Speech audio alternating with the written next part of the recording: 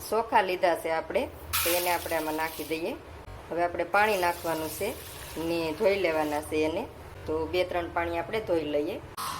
હવે આપણે દૂધ લેવાનું છે, તો એ આપણે આમાં ગરમ કરવા નાખી દઈએ. આપણે 1 વાટકો પાણી લેવાનું છે, તો 1 વાટકો આપણે દૂધ લીધું છે ને 1 વાટકો આપણે પાણી લીધું છે. તો એને આપણે ગરમ થવા દઈએ. ચોખા આપણે ધોઈ લીધા છે, તો એ આપણે આ તપેલીમાં નાખી દેવાના છે. તો આ રીતે આપણે તપેલીમાં નાખી દઈએ. હવે એને આપણે ભાંગી લેવાના છે દસ્તે કરીને. કેમ કે 2-3 પાણીએ ધોઈ નાખો એટલે પલળી જાય, તો ખાલી જાડા મોટા ભાંગી નાખવાના છે. તો આપણે ચોખા ભાંગી જશે. એમાં આપણે ઘી નાખવાનું છે, તો આપણે 1 ચમચી ઘી નાખી દીધું. હવે આપણે એને મિક્સર કરી લઈએ ઘીમાં ચોખાને. તો આ રીતે આપણે ઘીમાં મિક્સર કરી લીધા છે ચોખા. હવે આપણે દૂધમાં નાખી દેવાના છે. તો ચોખા આપણે નાખી દઈએ આમાં. હવે આપણે હલાવતા જવાના છે આ રીતે, ને ઢાંકીને ચડવા દેવાના છે.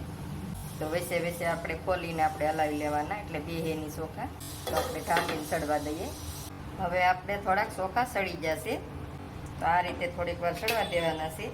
ને પછી આપણે આ એળસી છે, તો એળસીને ખાંડી લીધી છે, એ નાખી દેવાની છે. હવે એ આપણે મિક્સર કરી દઈએ. હવે ઢાંકીને ચડવા દઈએ આપણે. હવે આપણે ખાંડ લેવાની છે, તો જેટલી ખીર હોય એ પ્રમાણે ખાંડ લેવાની. તો આપણે આમાં એ નાખીએ. થોડુંક આપણે પાણી નાખવાનું છે, ઝાઝું નથી નાખવાનું. તો હવે આપણે ગળવા દેવાની છે ખાંડને. તો ખાંડ આપણી ઓગળી ગઈ છે ને જુઓ તમે, જે આપણે પાકવા દેવાની છે એને. તો આ રીતે આપણે હલાવતી રહેવાની છે ને પકવી લેવાની છે. હવે આપણે સાહણી પાકી ગઈ છે ખાંડની. તો હવે આ આપણે ખીરમાં નાખી દેવાની છે. તો હવે આપણે ખીરમાં નાખી દઈએ. હવે સારી રીતે આપણે મિક્સ કરી લઈએ. હવે થોડીક વાર આપણે પાકવા દઈએ. મસ્ત બની ગઈ છે. હવે આપણે ઉતારી લઈએ.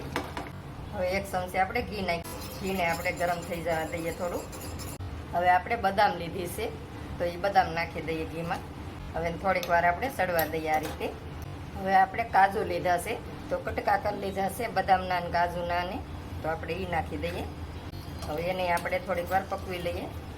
હવે આપણે ધરાક લીધી છે, તો એના કટકા કરી લીધા છે, તો એ નાખી દઈએ. હવે એને થોડીક વાર ચડવી લઈએ આપણે. હવે ગેસ આપણે બંધ કરી દેવાનો છે. સડી ગયો છે હવે બહુ બધું મસ્તીનું, જુઓ તમે. તો હવે આપણે આને ખીરમાં નાખવાનું છે. તો હવે આ છે એ આપણે ખીરમાં નાખી દઈએ બધું. હવે આપણે મિક્સર કરી લઈએ આ રીતે. બની ગઈ છે ખીર આપણી મસ્તીની. સાહણીવાળી ખીર બનાવી છે આપણે. આ રીતે બનાવો, બહુ સરસ બને છે. હવે આપણે પીરસી લઈએ ડીશમાં.